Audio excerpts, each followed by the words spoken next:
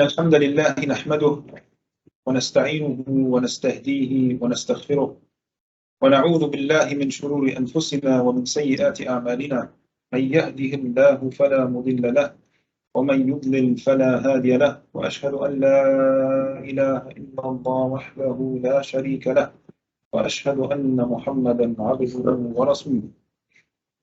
يقول الحق سبحانه وتعالى في كتابه المبين بعد أعوذ بالله من الشيطان الرجيم: يا أيها الذين آمنوا اتقوا الله حق تقاته ولا تموتن إلا وأنتم مسلمون. Praise and glory be to God, the cherisher, sustainer, and king of the worlds, and peace and blessings be upon his noble prophets and messengers. Love. So I want to ask you a question, and I want you to spend 10-15 seconds to think about it before we dive into the khutbah. And the question is, why do you love Allah? What is it that makes you love Allah? Is it the blessings, the infinite blessings? Like the Quran says, وَإِن تَعُدُّوا نِعْمَةَ اللَّهِ لَا تُحْصُوهَا. And if you count the blessings of Allah, you will not be able to number them? Or is there other reasons? Why do you love Allah?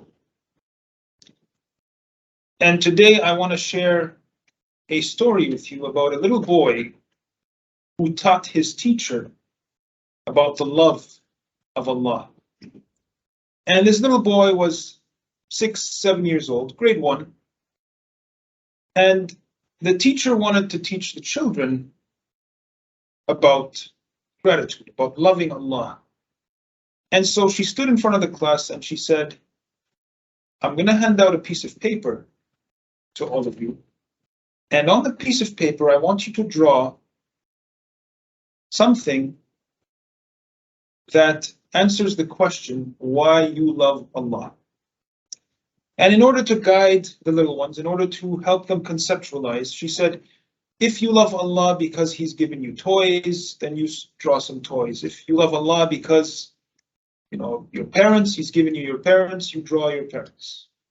So she distributed the pieces of paper, and the children started to use their crayons and they started to draw. And about 20 to 30 minutes later, the teacher said, okay, so I want you now, one by one, to show the class the picture and to explain why you love Allah. And so the first child got up, he showed his picture. It was a cat. I love Allah because I have my cat and Allah gave me this cat. The second child, he drew a mountain with rivers and he said, I love to hike with my family and Allah has created the mountains and the rivers. And the third person, the third child drew parents. He tried to draw his parents and he showed his parents, and I love Allah because He gave me my parents, and so on and so forth, until she got to a student who had on the piece of paper, he had written the words Allah and colored a very beautiful picture of the words Allah. And so she said to him, what did you draw? Why do you love Allah? Perhaps he misunderstood the question. He didn't draw any mountains or the moon or the sun or parents or cats. He just wrote Allah. So she asked him, why do you love Allah? And he said, I love Allah because He's Allah.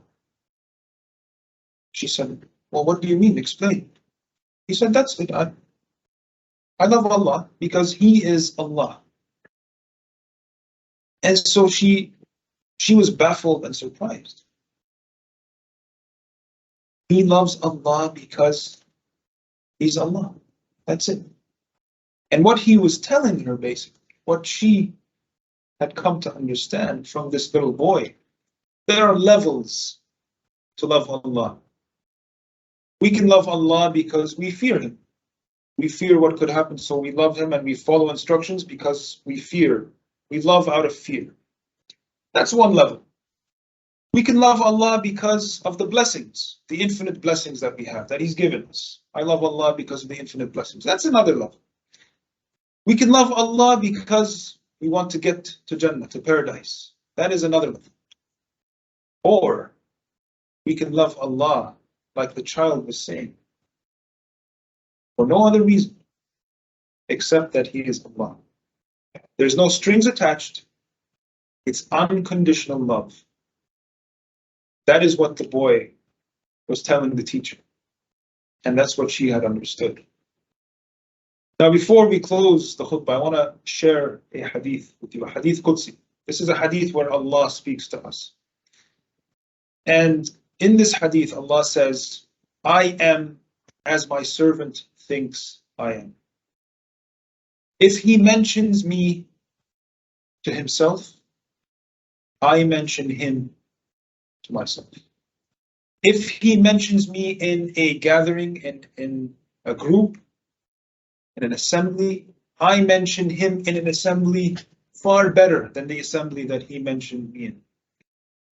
If he draws closer to me a hand's length, I draw closer to him an arm's length. And if he draws closer to me an arm's length, I draw closer to him 2 times that. And if he comes walking to me, I go to him running. You feel the love? This is the creator of the heavens and the earth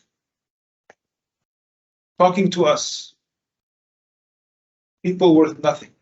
If you look at the grand scheme of things, the heavens, the earth, the mountains, the rivers, space, the galaxies, the expanse of the universe, the animals, the creatures, all this, we are nothing in the grand scheme of things, and yet Allah is reaching out to us.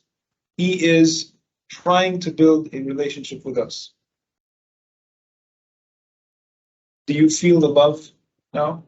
And so the question I asked you at the beginning, why do you love Allah? There's nothing wrong with the list that you made mentally in your head. It's all right. But when you sit down and reflect, let's aim for continuous improvement. Let's aim to be better. Why do you love Allah?